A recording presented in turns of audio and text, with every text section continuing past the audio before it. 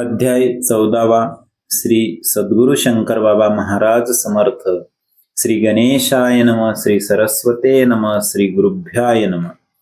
महाराज पाहती मज रोखून, वंदन केले मी वाकून. महाराज रोखून पाहून, तैसेच बसले पाहत. तीक्ष्ण डोळे मजला म्हणती, काय अडचणी तुझ्या पुढती. त्यांची तुला कसली भीती, समर्थ मी आहेच. माझ्या लीला विलासांची माहिती तुला हवी ना होती. कोणत्या अपूर्व घटना घडती तुला हव्या होत्या ना. मम विलासांचा डोंगर ठेविला मी तुझ्या समोर. त्यातले कळस चमकदार तेवढेच फक्त लिहावे. भारतीय महायुद्धात 18 अक्षहिणी सैन्य असत. सर्वांच्या नुसत्या नावास न पुरत. 18 अध्याय केवळ भगवंतानी भगवत गीता तरीही सांगितली या जगता. म्हणून सांगितली तुझ शंकर गीता. 18 अध्याय म्हणून हे हनुमंताचे शेपूट. याचा सापडणार नाही शेवट. म्हणून 18 अध्यायांचा तट बांधून ठेवला महाराजांच्या डोळ्यांचे. बोल ऐकून मोलाचे चकित होऊन वदलो वाचे. जय जय शिवशंकर. अभ्यंकराच्या स्वप्नात रोज त्यांच्या मातोश्री येत. ऐसे का रोज घडत, याची काळजी त्यांना लागली. पैठणला महाराजांनी अभ्यंकरांना घेतले बोलावणी.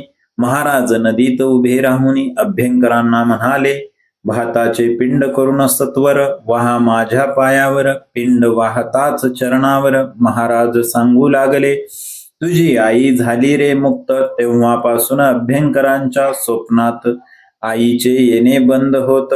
महाराजांनी उद्धरले, दत्तात्रेय गणेश अभ्यंकर यांच्या वडिलांपासून घरी महाराज येत असून हेही भजती महाराजा. हे 9 वर्षाचे असल्यापासून महाराजांच्या सहवासात राहून महाराज यांना घेऊन फिरले अनेक ठिकाणी. रात्री अपरात्री महाराज येत. चहा खिचडी करण्या सांगत. भलतीच कामे करण्या लावत. करवूनही घेत ते. एकदा महाराज त्यांच्या घरात चादर पांघरून झोपत. जन्मल्या बाळा समान लहान होत. अभ्यंकर झाले चकित.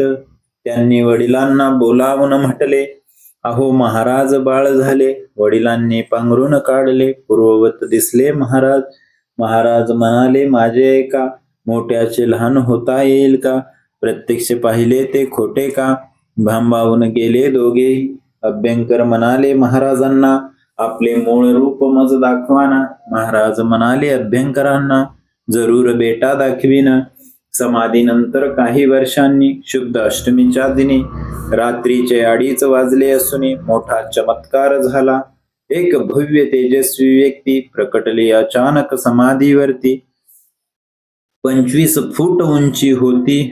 पुरुष रूप मनोहर. महिन्याने पुन्हा अष्टमीशी तीच उंची त्याच वेळेसी समाधीवरती चटदिसी.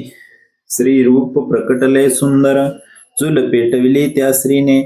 कढईत भाजले शेंगदाणे. तसेच तोंडात ओतले हाताने. अगदी गरम असताना ती स्त्री म्हणे, मी आदिशक्ती. दर्शन प्रसाद घेऊन मी जाणार आहे येथून. आवाज स्पष्ट कणखर. समाधीवर पादुकांच्या उजव्या बाजूस. गुप्त झाले पुरुष रूप पादुकांच्या डाव्या बाजूस. शक्ती अंतर्धान हो अशी एक अष्टमी असत. समाधी मठाच्या मंडपात एक भव्य रूप प्रकटत. तेजपुंज विशाल मारुती समोर मंडपात मांडी घालून ते बसत. तेथूनच ते पाय लांबवित. समाधीवर ठेवले बाबूराव, रुद्र आणि अभ्यंकर पाहत होते हा प्रकार. तेवढ्यात बाब्या ऐसा पुकार. त्या पुरुषाने केलाच. बाबूराव आवाज ओळखत. महाराज आपणास बाब्या म्हणत. त्या पुरुषाने एका हातात धरले बाबूरावांना लांबवून, दुसऱ्या हातास धरले अभ्यंकरास. अभ्यंकरास तो पुरुष म्हणू लागला जोरात, माझे मूळ रूप तुझला पाहावयाचे आहे ना. शब्द मी तुझा दिला होता ना. पाहून घेही आता. तो पुरुष तेथून निघाला. पादुकांच्या उजव्या बाजूस गेला. अल्लक ऐसा पुकार केला. अंतर्ध्यान पावला. पुढे ती शक्ती प्रकटत पादुकांच्या डाव्या बाजूस जात.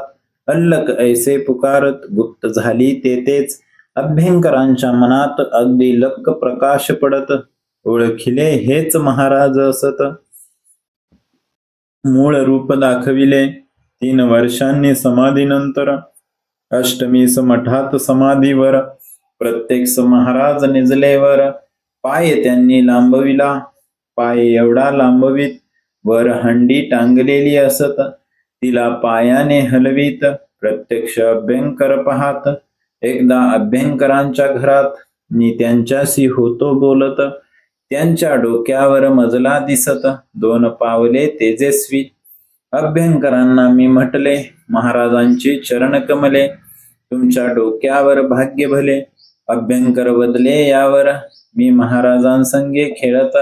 माझ्या डोक्यावर ते पाय ठेवत. नेहमीच ऐसे घडत त्याचाच परिणाम हा. महाराज एकदा सांगती शिष्याच्या मस्तकावरती गुरूंची ती पावले असती. गुरुप्रसाद असे हा भस्मे आणि अभ्यंकर या दोघांच्या मस्तकावर महाराजांची पाऊले सुंदर मी आहेत पाहिली. अक्कलकोट स्वामी समर्थांचा घरी फोटो लाव असा महाराजांनी आदेश दिला. अभ्यंकरांना एकदा अभ्यंकर म्हणाले, महाराजांस तुम्ही जेव्हा फोटो द्याल तेव्हाच मी तो लावणार, अन्यथा लावणार नाहीच. बेळगावच्या गंदे महाराजांना आगवण लागली, गुण येईना. गंदे म्हणाले सर्वांना, आता उपाय एक, महाराजांच्या समाधी मठात नेऊन सोडा मज सांप्रत. काय व्हावयाचे ते होतेत. आपले समाधी मठ जणू अक्कलकोट स्वामी महाराज असे दिसत गंदे महाराज. त्यांची हकवण शुश्रूषा कामकाज अभ्यंकर करीत. नगरहून एक शेतकरी आला, तो अगदी दिसावयाला शंकर महाराजांसारखा भला.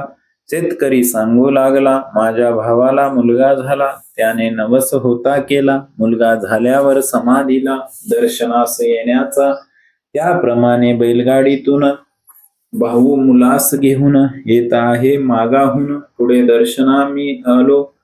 तो शेतकरी आल्यावर गंद्याची हगवण पळाली पार. बरे वाटू लागले फार, प्रकृती त्यांची सुधारली. शेतकरी अभ्यंकरास त्यांचा पूर्व वृत्तांत सांग. अभ्यंकर अगदी थक्क होत, ठाऊक त्यांना हे कसे, भाऊ येत नाही म्हणून. शेतकरी गेला निघून. गंदे अभ्यंकरांना बोलावून विचारती, कोण हा शेतकरी. हेच शंकर महाराज असत. ऐकता अभ्यंकर झाले चकित. गंदे अभ्यंकरांच्या घरी येत. डबा नैवेद्याचा घेतला. दोघे समाधी मठात येत. गंदे नैवेद्य दाखवीत. अभ्यंकरांना एक फोटो देत, अक्कलकोट स्वामींचा. गंदे म्हणाले अभ्यंकरांना, महाराजांनी सांगितले मजला, स्वामींचा फोटो तुझला द्यावा म्हणून दिला हा.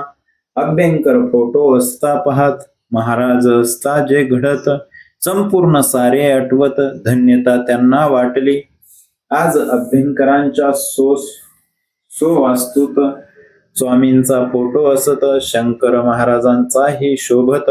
दिव्य फोटो मोहक. एकदा महाराज होते बसलेले, दर्शनास लोक जमलेले. एक हरिजन ग्रस्त तेथे आले. प्रसादाच्या आशेने दर्शनास तर गर्दी असत. महाराज सर्वांस प्रसाद देत. हरिजन दूर उभा राहून चिंता, प्रसाद मिळेल का. तेथूनच महाराजांनी आपला हात लांब करुनी, हा घे प्रसाद असे म्हणून दिला प्रसाद हरिजना. सयाजीराव गायकवाड यांना बडोद्याच्या गादीवर महाराजांनी बसविले सोकर. वैभवशाली थाटात बडोद्याच्या राजवाड्यात महाराजांचा पुतळा असत. अत्यंत प्रेक्षणीय शोभत. भव्य फोटो तसाच. महाराज नेहमी हिमालयात मुद्दाम पहा जात असत. अनेक जण तेथे दिसत. समाधी घेऊन बसलेले. 4-4 हजार वर्षांपासून जिवंत समाधी घेऊन बसले आहेत कित्येक जण. दाढी जमिनीपर्यंत, कित्येकांच्या भुवयांचे केस जमिनीपर्यंत लांबत. अशांची दाढी महाराज हलवीत. पाहात समाधी खरी खोटी. पुण्याच्या लकडी पुलावरती एक गृहस्थ रोज येऊन बसती, महाराजही तेथे येते. गप्पा मारीत दोघेही, नियमाने दोघांच्या गप्पा होत. गृहस्थ महाराजांस विचारत, आपले नाव काय असत, राहता कोठे आपण? शंकर महाराज माझे नाव, मी राहतो धनकवडी मठात. महाराज त्याला सांगत, ऐकून त्याने घेतले. पुढे 2 दिवसात महाराज आले नाहीत. चौकशी करण्यास गृहस्थ येत धनकवडी मठात. शंकर महाराज कोठे असत, बाबूराव रुद्र दाखवीत. ही महाराजांची समाधी असे. गृहस्थ थक्क झाला. लकडी पुलावरती रोज नियमाने येतात हे महाराज, आले नाहीत काल आज. चौकशीस आलो म्हणून रुद्र त्याला सांगत. समाधी घेऊन 8 वर्ष होत, ग्रस्त झाले चकित. रुद्रही थक्क झाले.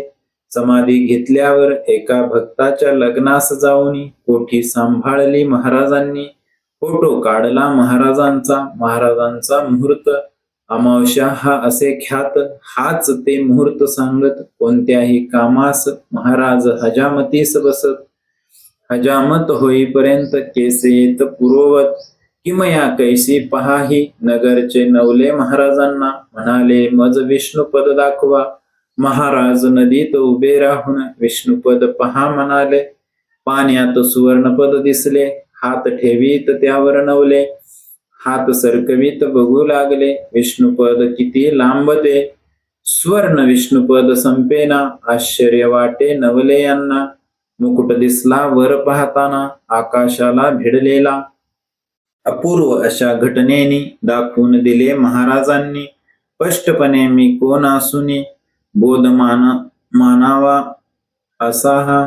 पुण्यास समाधी घेतल्यावर बऱ्याच वर्षानंतर वाशिमचा जानू महार, मुलगा त्याचा हरवला. चोहीकडे शोध केला, नुसता पत्ताही न लागला. 3 महिन्यांनी मुलगा आला. हाती खाऊ घेऊन विचारता कुठे होतास. मुलगा सांगे बापास, शंकर महाराज येथे येऊन घेऊन गेले मला ते. महाराजांच्या समवेत इतके दिवस होतो हिंडत. आज खाऊ देऊन हातात महाराजांनीच सोडले. शांताबाई पुणेकर त्यांचे पती निवर्तल्यावर 20व्या दिवशी महाराज तर त्यांच्या घरी गेलेच. तुला विसावा देण्यासाठी आज आलो तुझ्या सदनी. सर्व व्यवस्थित होईल म्हणून महाराज गेले सांगून. 6 मुले शांताबाईस सांभाळ केला भावांनी. आज मुलांचे सर्व व्यवस्थित असूनी समाधान शांताबाईस. वाशिमला कबुली बाबांकडे महाराजांचा मुक्काम त्यांच्याकडे. नागपूरचे ताजुद्दीन बाबाही आले महाराजांच्या दर्शना. महाराज जेव्हा झोपत तेव्हा ताजुद्दीन बाबा पहारा करीत. मुसलमानांना हे न खपत, अडथळा करण्यास येत ते. जेव्हा मुसलमान येत तेव्हा ताजुद्दीन बाबांचा पहारा असत. मुसलमानांना ताजुद्दीन दिसत, साक्षात भगवान हनुमंत. मुसलमान घाबरून पळून जात. ज्यांच्यास्तव हनुमंत पहारा करीत ते कोण असावेत, बोलकी घटना असेही. प्राध्यापक रंगनाथ दत्तात्रय वाडेकर दर्शनास गेले समाधीवर. महाराजांच्या दर्शनाची हुरहुर त्यांना होती लागली. ज्ञानेश्वरांच्या समाधीवर वाडेकरांना ओमची साधना मिळत. तीच साधना इथेही प्रकटत. आनंद ज्यांना झाला. अक्कलकोट स्वामी समर्थ, माणिक प्रभू, शंकर महाराज, साईबाबा एकत्र फिरत. काही वर्ष चौघेही 1928 साली पाकिस्तान होणार म्हणून सांगितले होते महाराजांनी. त्याचप्रमाणे घडेलच. महाराज म्हणाले एकदा, कोणता पुढारी मरणार कसा, कुणावर झाडल्या जाणार गोळ्या, विषप्रयोग कुणावर, खून कुणाचा होणार, विमान पडून कोण मरणार, नावे दिनांक सांगत सविस्तर. त्याचप्रमाणे घडलेच. त्या अनामिक पुढाऱ्यांची नावे या पवित्र ग्रंथात कशासी, म्हणून तो उल्लेख टाळला असूनी महाराज बोल अचूक. वंदन श्री शंकर महाराजांस. श्री शंकर गीता प्रसादिक ग्रंथ अध्याय 14वा मनोहर समाप्त येथे झाला.